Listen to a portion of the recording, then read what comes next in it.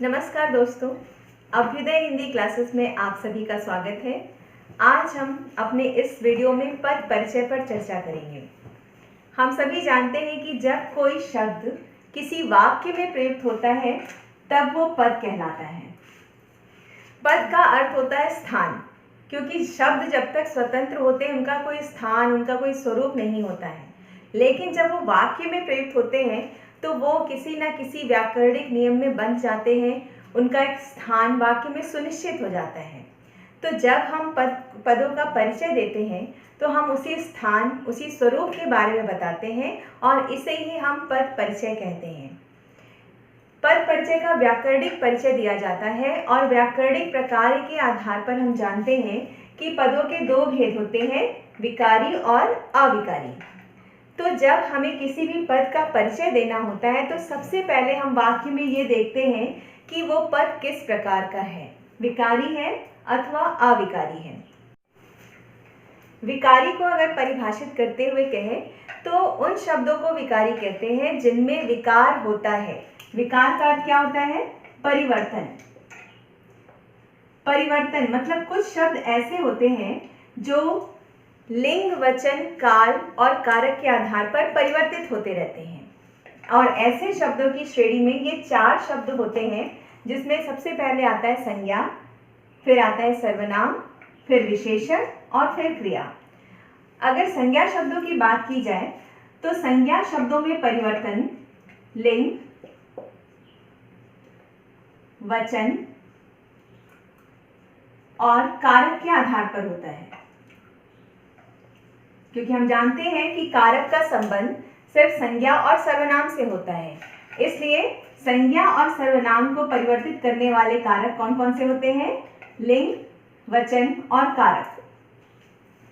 जैसे संज्ञा में अगर हम बात करते हैं कि बच्चा खेल रहा है, लेकिन अगर उसका हम स्त्रीलिंग लेंगे तो बच्चा जो शब्द है, जो कि संज्ञा शब्द है, उसके स्थान पर बच्ची हो जाएगा। इसी तरह से अगर वचन की बात करते हैं तो एक वचन में हम बच्चा लिखेंगे और बहुवचन में हम बच्चे कर देंगे। अगर कारक की बात करते हैं तो बच्चा खेल रहा है, यहाँ पर बच्चा कर्ता कारक है, लेकिन अगर हम ये बोलते हैं अध्यापक ने बच्चों को पढ़ाया, ठीक है, तो यहाँ पर बच्चा शब्द कर्म कारक के रूप में आता है। तो संज्ञा को परिवर्तित करने वाले कारक जो होते हैं वो हैं लिंग, वचन और कारक। सर्वनाम की भी बात करें तो सर्वनाम में लिंग तो परिवर्तित नहीं होते हैं, क्योंकि हिंदी में सर्वनाम शब्द स्त्रीलिंग और पुल्लिंग के लिए, दोनों के लिए समान होते हैं, सिर्फ संबंध कारक सर्वनाम के स्वरूप को छोड़कर।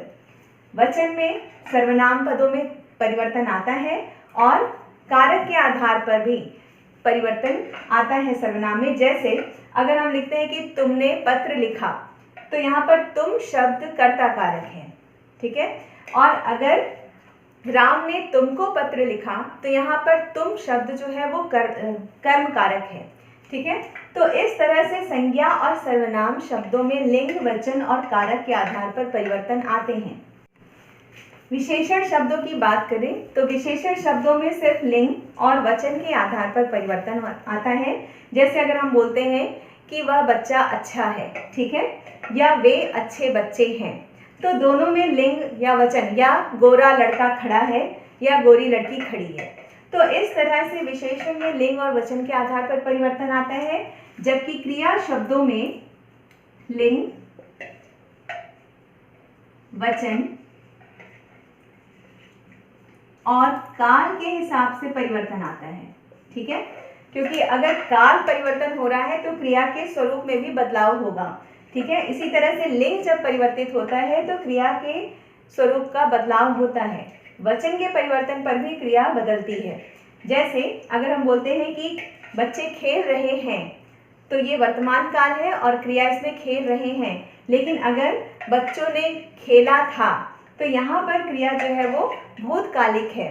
तो क्रिया काल का संबंध सिर्फ क्रिया से होता है और इसलिए काल की वजह से सिर्फ क्रिया शब्दों में ही बदलाव आता है।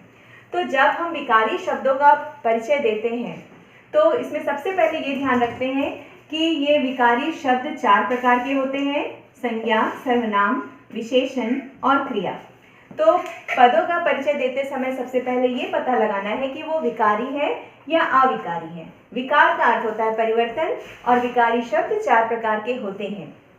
संज्ञा का परिचय देते समय अगर कोई संज्ञा पद हमारे सामने है तो संज्ञा का परिचय देंगे, संज्ञा का भेद बताएंगे, उसके लिंग, उसका वचन और उसका कारक बताएंगे। इसी तरह से सर्वनाम पदों का परिचय देते समय उसका लिंग, उसका वचन और उसका कारक बताते हैं। विशेषण शब्द का अगर परिचय देना है तो विशेषण के लिंग और वचन बताते हैं और क्रिया पदों के परिचय में लिंग, वचन, काल और वाच्य भी बता सकते हैं। दूसरा जो प्रकार है व्याकरणिक वो है अविकारी। विकारी का बिल्कुल उल्टा, अविकारी मतलब अपरिवर्तनशील। ऐसे पद जो किसी भी स्थिति में समान बने रहते हैं, चाहे उसमें कोई भी वचन हो, कोई भी लिंग हो, कोई भी काल हो, कोई भी कारक हो, उन्हें अविकारी शब्द कहते हैं। मतलब इनको परिभाषित करते हुए कह सकते हैं कि जिन पदों में लिंग, वचन, काल, कारक के आधार पर परिवर्तन नहीं होता है उन्हें अविकारी शब्द कहते हैं। और ये 5 प्रकार के होते हैं: क्रिया विशेषण, संबंध बोधक अव्यय, समुच्चय बोधक अव्यय, विस्मयादि बोधक अव्यय और निपात। क्रिया विशेषण, जैसे क्रिया विशेषण के 4 भेद होते हैं, हमने पहले पढ़ा है, ठीक है।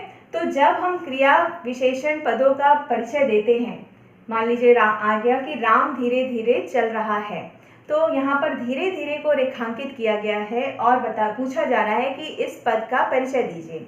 तो वहाँ पे पहले हमें ये देखना है कि वो विकारी है या अविकारी है। और विकारी और अविकारी को चेक करने के लिए हम एक ट्रिक अपना सकते हैं। उसमें हम कर्ता या कर्म या क्रिया को बदल कर देख सकते हैं, और अगर वो पद वैसे ही रह रहा है तो इसका मतलब है कि वो अविकारी है।